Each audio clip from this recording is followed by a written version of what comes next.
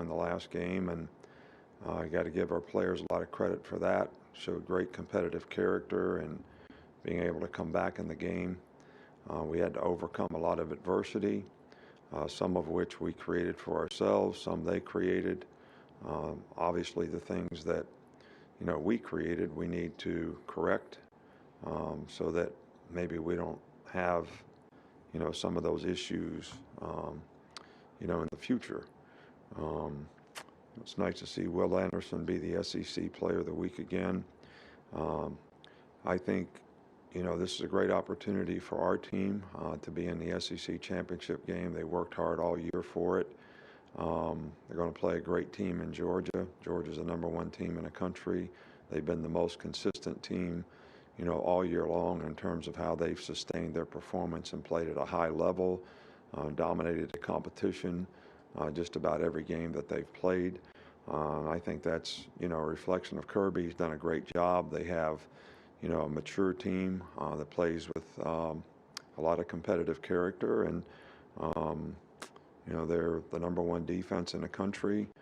They've got a lot of good players on defense. They've had a lot of created a lot of negative plays, sack, pressure the quarterback, tackles for loss, um, and their offense has been very, very efficient. They're scoring 40 points a game.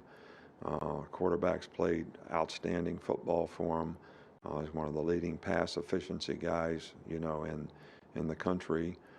They're able to run the ball with great balance. They've got two great running backs that both contribute equally, and they got really good skill players outside. 19 is really a good tight end. Is actually the leading receiver on the team, and a very athletic guy who creates a lot of mismatch issues for you in the passing game. They're great. They're very good on special teams. This is a complete team, and it'll be a tremendous challenge for our players to, play well. That's obviously the goal, and we got to have the right mindset and good preparation, all week long to be able to do that.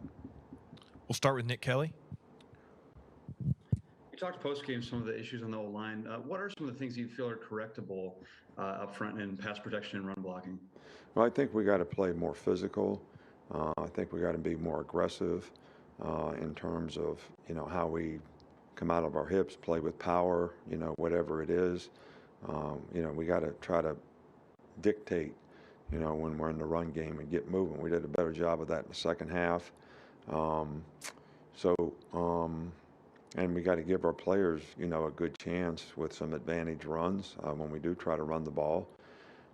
So pass protection was an issue at times, but, we just got to do a better job of, staying square. Quarterback's got to do a good job in the pocket so that, the O-line knows where he's going to be. So there's a lot of things that, we need to work on when it comes to pressures. We got to have a good plan for how we block them, and there's a lot of things that I think we're capable of improving, and I have a lot of confidence that the players will go about it the right way to try to get that done this week. We'll go to Michael Casagrande. Yeah, what makes this Georgia defense unique in 2021 in an era of offense, era of college football dominated by offensive football? Well, I think they've been very good on defense for several years. They were very good on defense last year, too. They got a lot of the guys back that are experienced, in that regard. They play a good system. They have a good scheme. They're well coached, and they have really good players. And they play hard. I mean, they play with, a lot of toughness. They're fast reactors. They're very instinctive. So, they got a combination of a good scheme and really good, well coached, and a lot of good players who make a lot of plays by playing, sort of team defense. They don't mess up a lot. They do what they're supposed to do, and they're pretty confident in the way they do it. We will go to Aaron Suttles.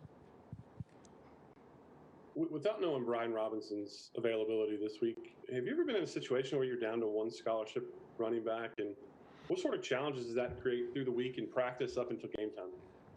Well, to answer your question, the first part is no. The second part is, we have to coach the players that we have, and we got to get them ready to play the game. There's nothing else we can do about that. Injuries are a part of the game.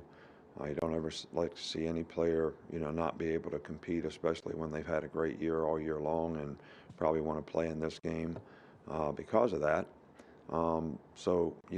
But as a coach, you just have to coach the players and try to get the players ready that you have available to play in the game, and have confidence in them and try to do the things that they can do well to help the team. Next, we will go to Charlie Potter. Charlie, go ahead. Yeah, hey, Coach. When you guys were recruiting Will Anderson, what's maybe the biggest thing that stood out to you when you were evaluating him as a prospect? Oh, we loved Will Anderson in high school. We had great size. You could see the initial quickness, explosive power. We didn't know for sure if he'd end up being a stand-up player or end up playing down. And he kind of does both for us now and does both very well. So he's certainly been everything that we thought he would be, and I think that's because of the kind of person he is, the kind of competitive character he has, the leadership qualities that he has. The guy's always trying to get better. We'll go to Jeff Spiegel. Yeah, Nick, you've had 3 SEC games in a row that were really close games. What does that say about how battle-tested your team is, and how important is that going into a game like this? I can't answer the second part of that question.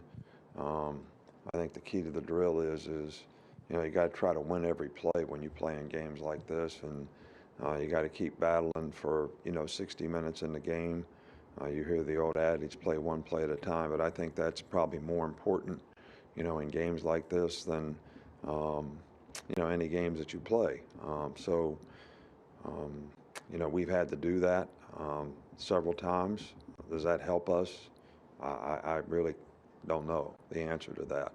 Hopefully our players can stay focused and, play one play at a time and play the next play, whether we had a good play or a bad play, so that we can try to play with the utmost consistency possible in the game and not get frustrated, keep our poise, and, sort of show the same kind of resiliency that we've had to show, this latter part of the season.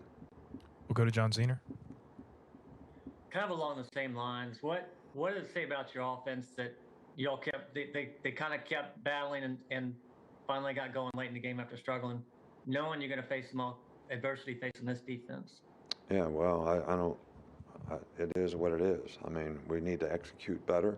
We need to create more positive down and distance situations for ourselves. We can't have as many negative plays, which is what this defense thrives on relative to, their pressure and the way they do things, up front. So we it's going to be difficult to continue to kind of overcome those circumstances. The best way to overcome them is not allow them to happen to start with, because you execute and the players are confident in, who they have to block, what they have to do, and knowing that the other team's got really good players, you're going to have to play the best you can all year, best you have all year. Go to Stuart Mandel. Nick, another Will Anderson question. It's traditionally been very hard, if not impossible, for a defensive player to win the Heisman Trophy, because you just, you don't see them on the screen every play like you do a quarterback or a running back.